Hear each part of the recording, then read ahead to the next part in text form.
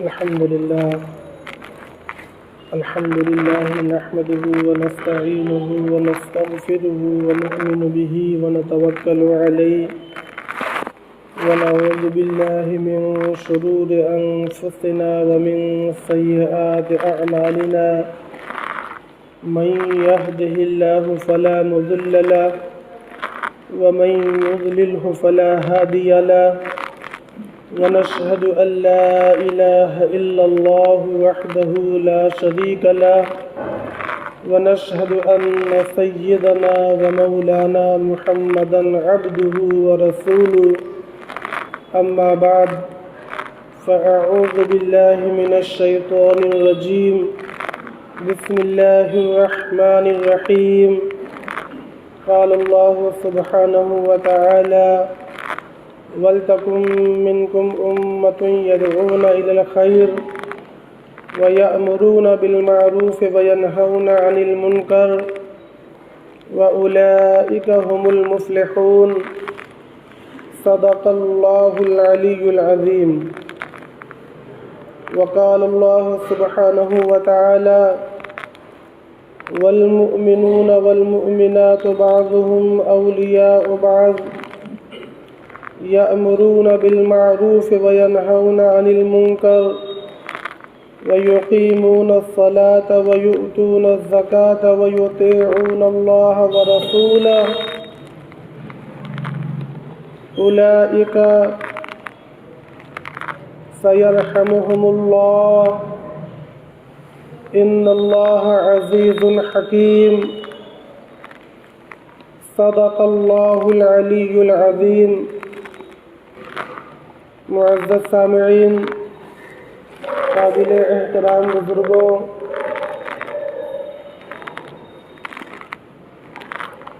دو آیتیں تلاوت کی گئیں. سب سے پہلے توجہ کے ساتھ ترجمہ سماعت فرمائیں. پہلی آیت سورہ آل عمران کی ہے، آیت نمبر 104. اللہ رب العزت فرما رہے ہیں وَلْتَكُنْ مِنْكُمْ أُمَّةٌ يَدْعُونَ إِلَى الْخَيْرِ، اور چاہیے کہ تم میں ایک ایسی جماعت بنی رہے جو لوگوں کو خیر کی طرف بلائے، معروف کا حکم کرے اور منکر سے روکے. یہی لوگ ہیں فلاح پانے والے. دوسری آیت سورہ توبہ سے تلاوت کی گئی، جس کا ترجمہ ہے والمؤمنون والمؤمنات بعضهم اولیاء بعض. مومن مرد آپس میں اور مومن عورتیں آپس میں ایک دوسرے کے دوست ہیں، مرد مرد کے اور عورت عورت کے. یہ جو دوست ہیں کیا کرتے ہیں، کیا ایسا عمل ہے، یا یوں کہہ لو کہ دوستی کا اظہار کس طرح کرتے ہیں، اس کا بیان آگے ہے. یأمرون بالمعروف وینہون عن المنکر. وہ دوست اس لیے ہیں کیونکہ آپس میں امر بالمعروف کیا کرتے ہیں، نہی عن المنکر کیا کرتے ہیں. ویقیمون الصلاۃ ویؤتون الزکاۃ، اور نماز قائم کیا کرتے ہیں، زکوٰۃ ادا کیا کرتے ہیں. وَيُطِيعُونَ اللَّهَ وَرَسُولَهُ، اور اللہ اور اس کے رسول کی فرما برداری اور اطاعت کیا کرتے ہیں. أُولَئِكَ سَيَرْحَمُهُمُ اللَّهُ، یہی وہ لوگ ہیں جن پر اللہ رحم فرمائیں گے. إِنَّ اللَّهَ عَزِيزٌ حَكِيمٌ، بے شک اللہ تبارک و تعالی غالب بھی ہیں اور حکمت والے بھی ہیں.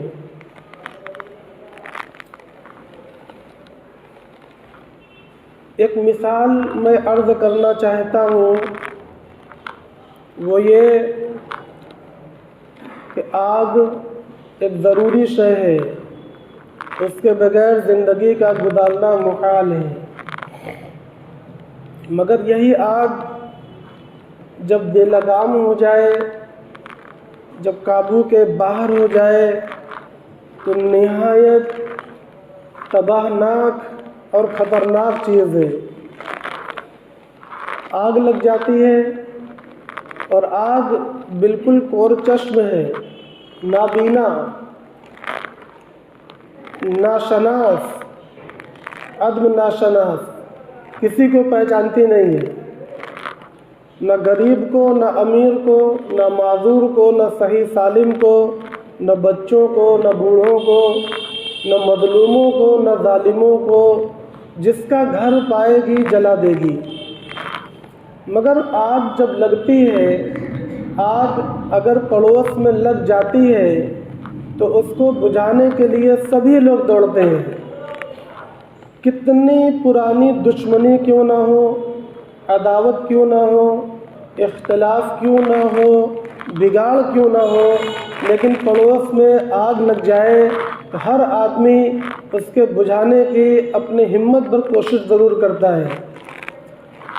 ایک لوٹا صحیح وہ اس پر پانی ڈالے گا، کوئی بالٹی لے کر دوڑے گا، کوئی دوسرا جو بھی تدبیریں جس کے سمجھ میں آئیں گی آگ بجھانے کی کوشش کرے گا، کیونکہ وہ یہ جانتا ہے کہ آگ جب بڑھے گی تو کسی کو پہچانے گی نہیں، ہر ایک کو جلا کر خاکستر کر دے گی، تباہی آ جائے گی۔ دوسری مثال پانی کی ہے۔ پانی زندگی کا اہم ترین جز ہے، لیکن یہ پانی جب سیلاب بن جائے تو نہایت خطرناک ہے۔ آگ کی طرح وہ بھی کور چشم ہے، کسی کو نہیں پہچانتا اور کسی پر رحم نہیں کھاتا۔ اگر سیلاب آ جائے، پشتہ ٹوٹ جائے تو ہر ایک کو وہ بہا کر لے جاتا ہے۔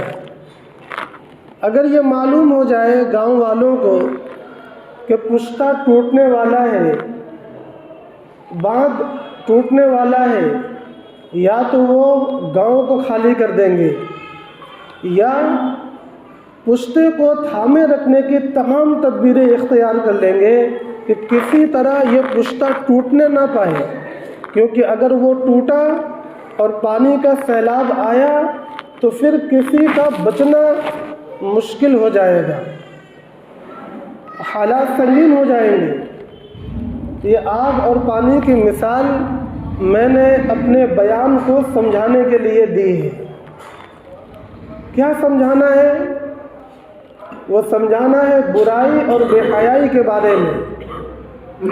برائی اور بے حیائی یہ آگ ہے، آگ، یہ آگ ہے۔ اگر یہ سماج میں پھیلی، اگر یہ معاشرے میں پھیلی، اگر ہماری اور آپ کی زندگیوں میں پھیلی تو یہ ہمیں پوری طرح برباد اور تباہ کر کے رکھ دے گی،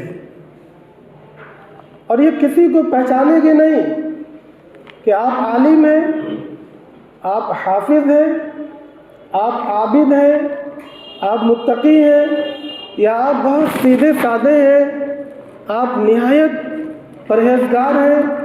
یہ آگ برائی اور بے حیائی کی آگ کسی کو نہیں پہچانے گی۔ ہر کچے پکے مکان میں داخل ہو کر یہ اپنی تباہی پھیلائے گی۔ منکر اور فواحش، یہ سیلاب، اس کا سیلاب اگر آیا، منکرات کا سیلاب اور فواحش کا سیلاب، تو یہ سیلاب کسی کو پہچانے گا نہیں۔ ہر گھر کے اندر اس کی تباہی کا آنا اس کو یقینی اور متعین سمجھیے۔ ہو سکتا ہے کہ جن کو تیرنے کا ڈھنگ ہو وہ تیر کر نکل جائیں، لیکن کیا پورا پریوار تیرنا جانتا ہے؟ پورا پریوار تیرنا نہیں جانتا، اور پریوار کے سدسیہ کے علاوہ مکان اور مکان کے ضروری سامان جو ہیں وہ اپنے آپ کو بچانا نہیں جانتے۔ لہذا اب بات کو سمجھنا ہے کہ اگر ہم چند لوگ یا ہم میں سے چند لوگ اپنے تقوی اور پرہیزگاری کی بنیاد پر اپنے دامن کو بچا لے جائیں تو بھی یہ بات کافی نہیں ہے۔ یہ انفرادی بچنا ہوا، مگر اس کی بیوی، اس کے بچے اور اس کی بچیاں اور اس کی نسلیں اور اس کے بھائی اور اس کے بہن اور اس کے رشتہ دار اور اس کا حلقہ اور اس کے دوست و احباب، یہ بھی بچ رہے کہ نہیں بچ رہے، ان کی کوئی ذمہ داری وہ نہیں لے سکتا۔ بس اسی بات کو سمجھانا ہے کہ یہ برائی اور بے حیائی کی آگ جو ہمارے سماج میں پوری طرح پھیل چکی ہے، اور آئے دن اس کے مشاہدات ہمارے سامنے آتے رہتے ہیں، یہاں تک کہ جو گناہ کے کام ہیں اس سے آگے بڑھ کر جو بے دینی کے کام ہیں، اور اس سے بھی آگے بڑھ کر جو کفر اور شرک کے کام ہیں، اسلام کو ترک کرنے کے کام ہیں، بہت تیزی کے ساتھ ہمارے معاشرے میں اس کا بڑھاوا ہو رہا ہے، اور خاص طور سے مسلمانوں کی نوجوان بچیاں وہ دین اسلام کو چھوڑ رہی ہیں، غیر مسلموں کے ساتھ ان کا چلے جانا، اور وہاں جانے کے بعد اگرچہ وہ چھوٹ جائیں، وہ تنے تنہا رہ جائیں، مگر اسلام میں دوبارہ ان کا واپس نہ آنا، یہ نوبت پہنچ چکی ہے۔ اسی کے پس منظر میں اور اسی کے واسطے میں نے یہ تمہید باندھی ہے، اور وہ تمہید اس لیے باندھی ہے کہ میں یہ دیکھ رہا ہوں، میں محسوس کر رہا ہوں، سمجھ رہا ہوں کہ برائیوں کا جو طوفان اور سیلاب آیا ہوا ہے اور بے حیائیوں کی جو آگ لگی ہوئی ہے، مجھے ایسا لگ رہا ہے کہ کوئی بھی دل، پورے معاشرے میں کوئی ایسا دل نہیں ہے جو ان باتوں پر بے چین ہو، اور کوئی ایسی آنکھ نظر نہیں آتی جو ان چیزوں کو لے کر اللہ تبارک و تعالیٰ کے سامنے آنسو بہاتی ہو، روتی ہو۔ ایسے لوگوں سے رفتہ رفتہ ہمارا معاشرہ اور ہمارا سماج خالی ہوتا جا رہا ہے، اور بڑے لوگ جو سماج کے ذمہ دار ہیں اور معاشرے کی لگام ان کے ہاتھ میں ہے، ان کے فیصلے نافذ ہوتے ہیں اور لوگ ان کی قدر کرتے ہیں، ایسے لوگ بھی ان کاموں کے اندر ملوث اور مبتلا ہیں۔ تو ایسے فکر کرنے والے بزرگ اور عمر دراز اور ہمت رکھنے والے، مقابلہ کرنے والے نوجوان، ان تمام لوگوں سے ہمارا معاشرہ گویا خالی ہوتا جا رہا ہے۔ لہذا میرے ذہن میں ایک بات آتی ہے، میں آپ سے کہنا چاہتا ہوں اور میں اپنے دل کو سمجھانا چاہتا ہوں، وہ کیا کہ یہ مسلمان ہونا یہ کوئی آسان کام نہیں ہے۔ ہم نے یہ سمجھ لیا کہ بس ہم لنگی پہننے لگے اور کرتا پاجامہ ٹوپی ہم نے اختیار کر لیا تو ہم مسلمان ہو گئے۔ مسلمان ہونا اتنا آسان کام نہیں ہے۔ مسلمان ہونا ایک نہایت ذمہ داری اور محنت کا کام ہے، نہایت آزمائش اور امتحان کا کام ہے۔ تاریخ آپ جانتے ہیں، ہم بھی سناتے رہتے ہیں کہ نبی پاک صلی اللہ علیہ وسلم نے جب ایمان کی دعوت دی، جب لوگوں کو مسلمان بنایا تو وہ کوئی معمولی کام نہیں تھا، بلکہ اس کے بعد یہاں تک نوبت پہنچی کہ مسلمانوں کو مکہ مکرمہ چھوڑ کر ہجرت کرنا پڑا، اور ایک مرتبہ نہیں، تین مرتبہ ہجرت کرنا پڑا۔ پہلی ہجرت ملک حبشہ کی طرف، دوسری ہجرت ملک حبشہ کی طرف، اور تیسری ہجرت مدینہ منورہ کی طرف۔ یہ ہجرتیں جو ہو رہی ہیں، ہجرتیں کیوں ہو رہی ہیں؟ مسلمانوں کو شوق تھا، بلا وجہ وہ ہجرتیں کر رہے ہیں۔ پہلی ہجرت جو حبشہ کی طرف ہوئی، جان بچانے کے لیے ہوئی ہے، مسلمانوں کی جانیں محفوظ نہیں تھیں، ان کا مال محفوظ نہیں تھا، ان کا پریوار محفوظ نہیں تھا۔ کیوں؟ وہ اہل محلہ تھے، وہ اجنبی نہیں تھے، وہ خود اسی محلے کے رہنے والے لوگ تھے، مگر ان کی جانیں اب غیر معمول ہو گئی۔ کیوں؟ کیونکہ انہوں نے اسلام اور ایمان کو اختیار کر لیا تھا۔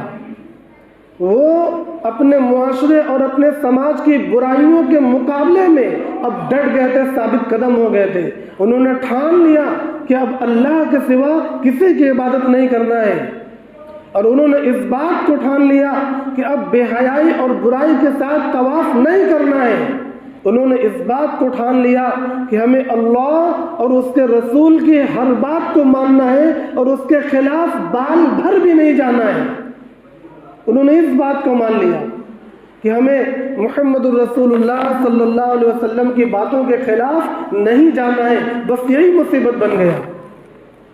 اللہ کو وہ لوگ بھی مانتے تھے، سب کچھ وہ لوگ بھی کرتے تھے، مگر جناب آقا محمد الرسول اللہ صلی اللہ علیہ وسلم کے بتلائے ہوئے طریقے پر اپنی معاشرت کو لا دینا، سود کو چھوڑ دینا، شراب کو چھوڑ دینا، اور صرف چھوڑ دینا نہیں، اتنا کہنا میرا ناکافی ہے، چھوڑ دینا نہیں بلکہ اس کو چھوڑنے کی دعوت چلانا۔ ایک ہے چھوڑنا اور ایک ہے چھوڑنے کی دعوت چلانا۔ برائیوں کو چھوڑ دینا اور پھر اس کی دعوت چلانا، سود کے نظام کو چھوڑ دینا اور اس کی دعوت چلانا، گانے بجانے اور رقص کرنے کو چھوڑ دینا اور پھر ہر لوگ کو اسی پر مجبور کرنا کہ یہ کام ہمارے معاشرے میں نہیں کیا جا سکتا، یہ ہم نہیں ہونے دیں گے۔ جب وہ لوگ اس طریقے سے ڈٹے تو پھر ان کی جانیں غیر معمول، غیر محفوظ ہو گئی، یہاں تک کہ وہ اتنے شدید امتحان میں آزمائے گئے کہ اللہ کے نبی صلی اللہ علیہ وسلم نے ان سے فرمایا کہ تم لوگ برداشت نہیں کر سکتے، لہذا مکہ چھوڑ کر تم حبشہ چلے جاؤ، وہاں کا بادشاہ نجاشی، اس کے بارے میں سنتا ہوں کہ وہ عدل و انصاف کرنے والا اور رحم کرنے والا بادشاہ ہے، امید ہے وہ تمہیں امن دے گا۔ لوگ وہاں چلے گئے، دشمن بھی پہنچے۔ اس وقت دشمن کون تھا؟ عبداللہ بن عمرو بن عاص، مشہور صحابی، مگر اس وقت ایمان نہیں لائے تھے۔ وہ گئے، نجاشی سے طلب کیا کہ کچھ لوگ مکے سے بھاگ کر آئے ہیں اور ہمارے لوگ ہیں، آپ کے پاس کیوں پناہ لیے ہوئے ہیں؟ ہمارا ان کا آپسی اختلاف اور معاملہ ہے، آپ ہمیں واپس کریے، مکے میں جا کر ہم سمجھ لیں گے۔ دشمن بھی وہاں تک پہنچے تھے۔ مجھے یہ عرض کرنا ہے کہ مسلمان بننا یہ آسان کام نہیں ہے۔ ابو بکر صدیق رضی اللہ تعالیٰ عنہ کو لوگوں نے اتنا مارا کہ وہ پریشان ہو کر مکہ چھوڑ کر جانے لگے۔ ایک یہودی نے ان کو روکا، کہا آپ کہاں تشریف لے جا رہے ہیں؟ ابو بکر صدیق رضی اللہ تعالیٰ عنہ کہنے لگے کہ اب برداشت کے باہر ہے، اب میں مکے میں نہیں رہ سکتا۔ اس یہودی نے کہا کہ کمال ہے، آپ وہی آدمی ہیں جو غریبوں کی مدد کرتے ہیں، آپ وہی آدمی ہیں جو انجان مہمانوں کو کھانا کھلاتے ہیں، آپ وہی آدمی ہیں جو بیواؤں کا ساتھ دیتے ہیں، یتیموں کا ساتھ دیتے ہیں۔ آپ جیسے صفت والا انسان مکہ چھوڑ کر ہمارے درمیان سے چلا جائے، یہ بات مناسب نہیں ہے، آپ مکے واپس چلیے اور میری امن میں چل کر رہیے۔ چنانچہ وہ یہودی اپنی امان میں دوبارہ واپس لے کر آیا۔ یہ کن کی بات ہے؟ ابو بکر صدیق رضی اللہ تعالی عنہ کی۔ یہ چند نمونے میں آپ کے سامنے بیان کر پا رہا ہوں، پوری تاریخ اس قسم کے امتحانات سے بھری ہے۔ آپ بھی پڑھتے ہیں فضائل اعمال میں صحابہ کرام کی کیا آزمائشیں ہوئیں اور ان کے بعد والوں کی کیا آزمائشیں ہوئیں۔ آج بھی جب کوئی ایمان لاتا ہے تو میں دیکھتا ہوں کہ اللہ کی طرف سے اس کو آزمایا جاتا ہے، اس کا معاشرہ، اس کا سماج اس کو طعنہ دیتا ہے۔ عجیب بات ہے، آپ پڑھے لکھے ہو کر، ڈاکٹر ہو کر، انجینئر ہو کر اور اتنے قابل ہو کر اور فلاں ہو کر آپ کیسے اسلام میں جا سکتے ہیں؟ اور یہ جو غیر پڑھے لکھے لوگ ہیں، بالکل بکھرا ہوا معاشرہ ہے، آپ اس کا حصہ کیسے بن سکتے ہیں؟ آپ اتنا بیکورڈ کیسے ہو سکتے ہیں؟ مسجدوں میں جا کر نماز پڑھنا اور اس معاشرے کے ساتھ زندگی گزارنا۔ ان کے سامنے روزانہ امتحانات ہیں، ان کو اسلام چھوڑنے کے لیے مجبور بھی کیا جاتا ہے۔ بہت سی کہانیاں ہیں، مگر میں یہ دیکھتا ہوں کہ وہ لوگ ایمان پر ایسے ڈٹے ہیں کہ وہ کہتے ہیں کہ ہمیں اب اسلام میں داخل ہونا فخر ہے، ہم فخر سے کہتے ہیں کہ ہم مسلمان ہیں، اور ہم پورے اعتماد کے ساتھ یہ داڑھی اور ٹوپی اور کرتے کو اختیار کیے ہوئے ہیں۔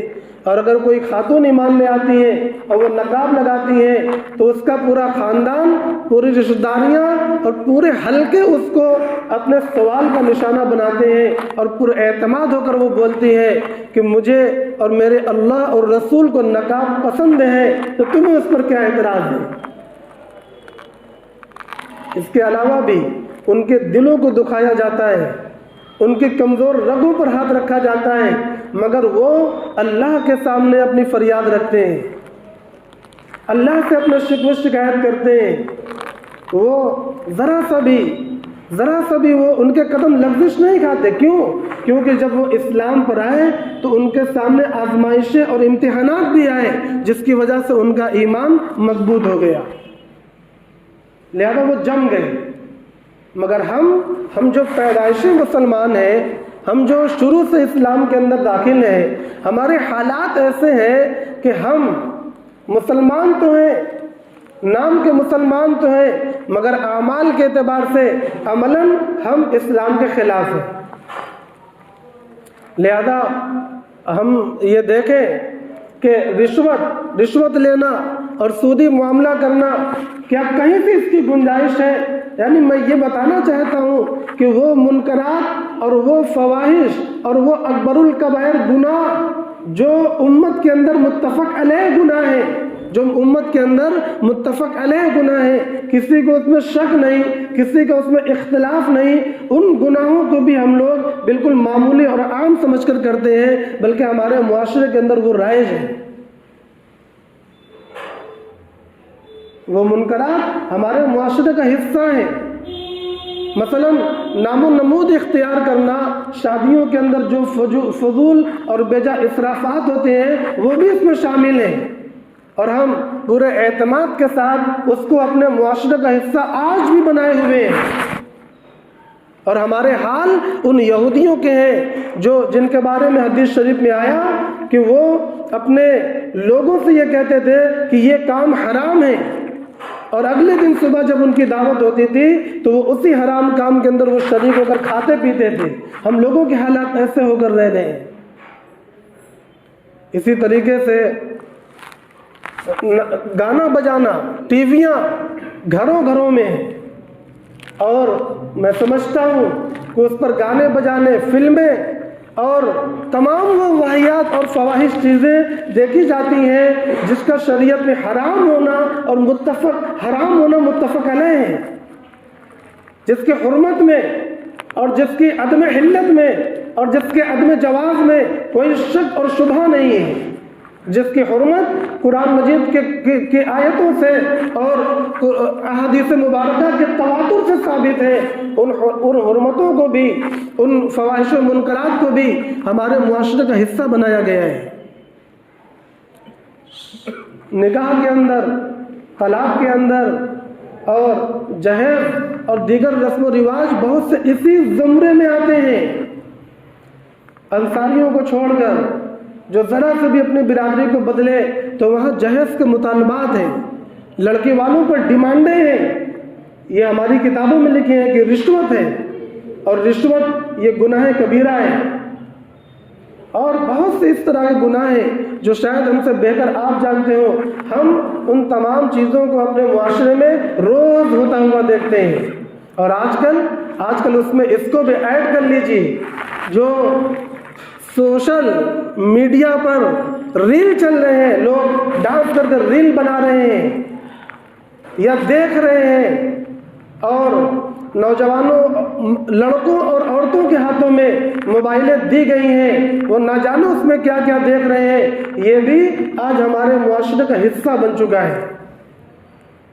کچھ ظاہری گناہ ہیں اور کچھ باطنی گناہ ہیں اور کچھ عمومی گناہ ہیں، کچھ انفرادی گناہ ہیں، وہ تمام کے تمام منکرات اور فواحش ہیں، برائی اور بے حیائیاں ہیں۔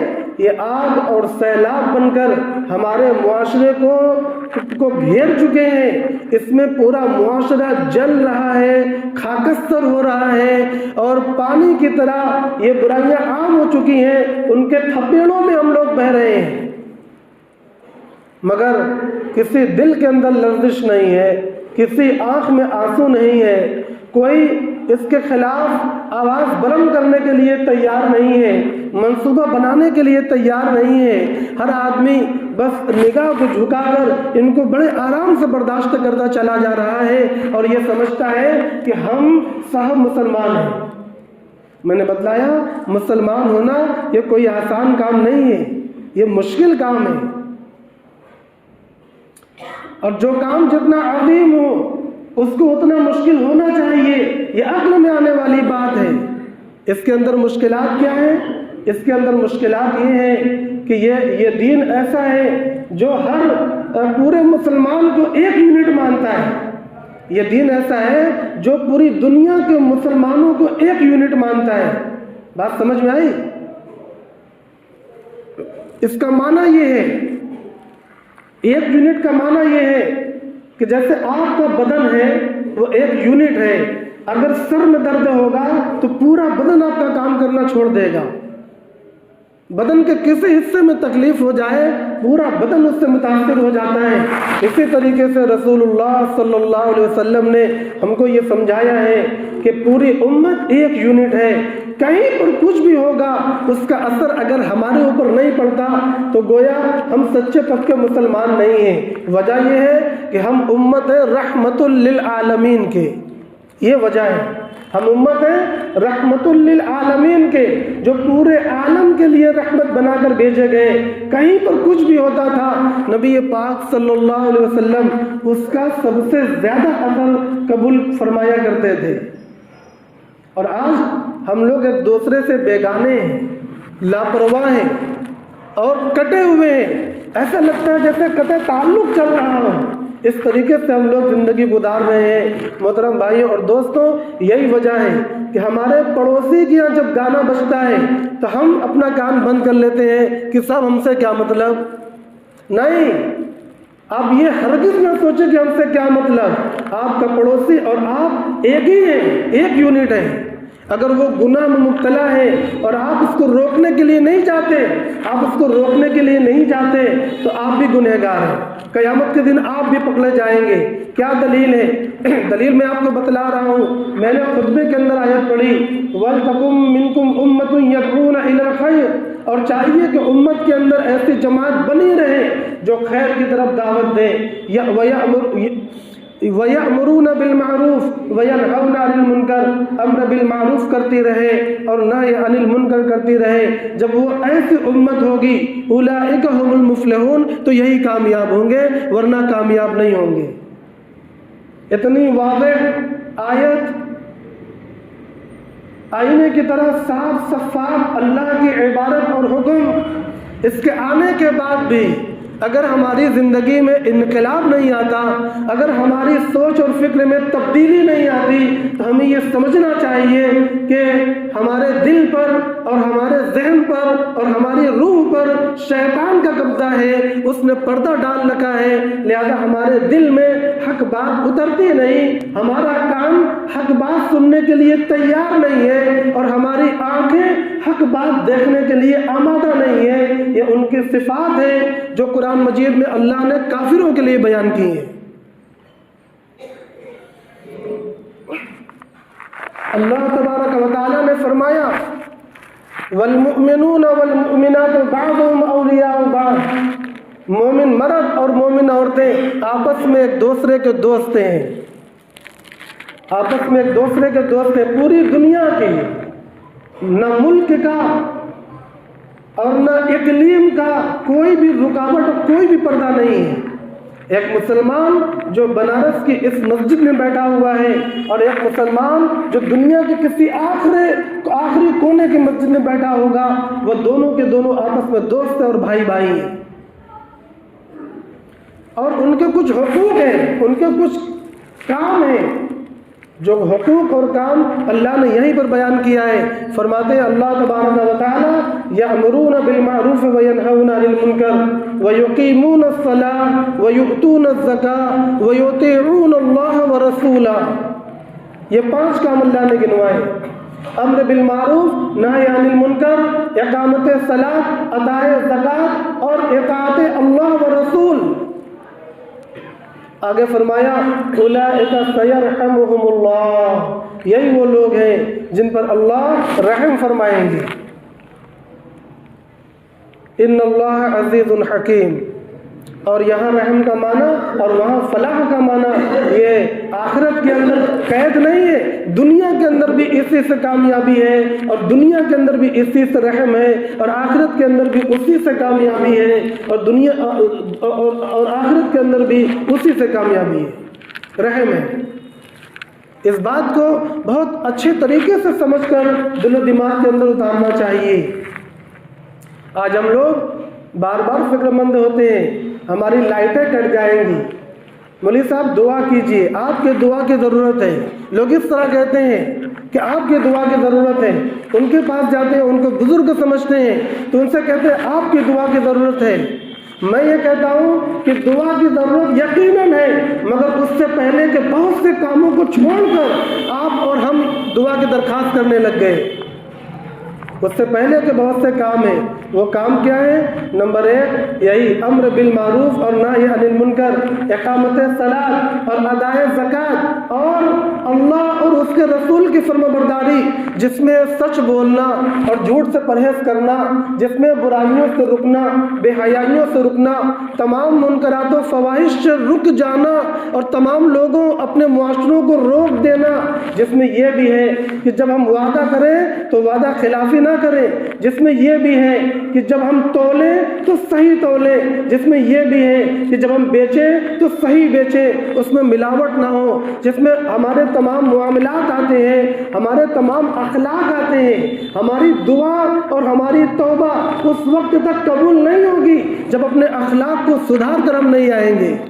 ہمارے والدین ہم سے ناراض ہوں، ہمارے گھر میں بھائی بہن ہم سے ناراض ہوں، ہمارا ظلم ان کے اوپر چڑھا ہوا ہو، اور ہم یہ چاہتے ہیں کہ دنیا میں ہمارے اوپر رحم کر دیا جائے، یہ کیسے ممکن ہے؟ یہ ممکن نہیں ہے۔ ابھی تو ہم آزمائے جائیں گے، بہت سی آزمائشیں ہیں، وہ آزمائشیں 2 طرح کی ہیں، یا تو پہلے ہی اللہ رسول کا حکم قبول کر لیں اور ہم آزمائشوں پر کھڑے اتر جائیں، یعنی ان گناہوں کو چھوڑ دیں اور فرما برداریوں پر آ جائیں، یہ بھی آزمائش ہے۔ ہم دین پر ثابت قدم ہو جائیں، ہم اعلان کر دیں کہ ہم مسلمان ہیں، ہم منکرات پر نہیں جائیں گے، ہم رسم و رواج پر نہیں جائیں گے، ہم سنتوں کو چھوڑنے پر آمادہ نہیں ہیں، ہم اس بات کا کھلم کھلا اعلان کر دیں۔ اور اگر ہماری یہ ہمت نہیں بنتی، ہم نے اس کام کو اعلان کرنا بند کر دیا، دعوت دینا بند کر دیا، ہم دب دبا کر جینے لگے، ہر چیز کو ہم نے برداشت کرنے کی عادت ڈال دی، تو اب دوسری آزمائش یہ ہوگی کہ دنیا ہمیں کچل کر گزر جائے گی، ہمارے اوپر ظالم حکمراں مسلط ہوں گے، ہم سے ہماری معیشت چھینی جائے گی، اور ہماری بچیاں، ہماری عورتیں ہم سے چھین لی جائیں گی، ہمارے چھوٹے چھوٹے بچے ہم سے لے کر ذبح کیے جائیں گے، اور قتل و خونریزی ہمارے درمیان عام ہوگی، ہماری جانیں اور ہمارے مال محفوظ نہیں رہیں گے۔ محترم بھائی اور دوستوں، میں یہ سمجھتا ہوں کہ جو چیزیں میں محسوس کر رہا ہوں ان میں سے شاید کچھ مجھ سے کم یا مجھ سے زیادہ آپ بھی یقیناً محسوس کرتے ہوں گے کہ ہم لوگ کس طریقے کی زندگی گزار رہے ہیں۔ جس طرح ہم لوگ زندگی گزار رہے ہیں اس میں کوئی دوسرا قصوروار نہیں ہے۔ اس کے ذمہ دار خود ہم لوگ ہیں، ہمارا معاشرہ ہے، اور ہم میں سے ہر آدمی اس کا ذمہ دار ہے۔ نبی پاک صلی اللہ علیہ وسلم نے فرمایا تھا، من رأى منکم منکرا فلیغیرہ بیدہ فإن لم یستطع فبلسانہ وإن لم یستطع فبقلبہ وذلک اضعف الایمان۔ تم میں سے جب کوئی برائی ہوتا ہوا دیکھے تو جا کر اپنے ہاتھ سے روک دے۔ ہاتھ سے روکنے کے لیے لڑنا ضروری نہیں ہے، پیار محبت سے بھی ہاتھ سے روکا جاتا ہے۔ اور اگر ہاتھ سے روکنے کی طاقت اس کے اندر نہ ہو، بہت کمزور ہے، بوڑھا ہے، کھٹیے پر بیٹھا ہوا ہے، یہ مانا ہے، تو اب وہ اپنی زبان سے اسے روک دے کہ جاؤ جا کر ان سے کہو، پڑوسی سے کہو کہ یہ ناچ گانا بند کرے اور یہ برائیوں کو روکیں۔ یہ ہے مفہوم، اور جو مانا اس کا ہم سمجھ کر بیٹھے ہیں، ذرا اس میں اصلاح کرنے کی ضرورت ہے۔ اور اگر کوئی اس سے بھی زیادہ معذور ہے، اس کی آواز بھی وہاں تک نہیں پہنچ سکتی، نہ وہ پہنچوا سکتا ہے، اس کو معلوم ہوا کہ وہاں پر برائی ہو رہی ہے، تو اپنے دل کے اندر اس کی کراہت کو محسوس کرے اور دلوں میں اپنے ایمان کی محبت کو بٹھاوے اور منکرات اور برائی کی نفرت کو پختہ کرے۔ اگر مسلمان منکرات اور برائی سے نفرت نہیں کرتا تو وہ ابھی کامل مسلمان نہیں ہے۔ ان چیزوں کی ضرورت ہمیں۔ محترم بھائیوں اور دوستوں، یہ چند باتیں تھیں جو میں اس لیے عرض کرنا چاہ رہا ہوں کہ جو ہماری مصیبتیں ہیں، سماجی، معاشرتی، اخلاقی، دینی اور دنیاوی، وہ سب ہمارے اعمال کی وجہ سے ہیں۔ ہم نے اسلام کو بہت زیادہ چھوڑ رکھا ہے اور برائیوں کو بہت زیادہ اختیار کر رکھا ہے، جن کی وجہ سے پریشانیاں بنی ہیں۔ اللہ تبارک و تعالی ہمیں سمجھنے کی اور نیکیوں پر عمل کرنے کی اور برائیوں سے رکنے کی توفیق عطا فرماوے۔ وآخر دعوانا ان الحمد للہ رب العالمین۔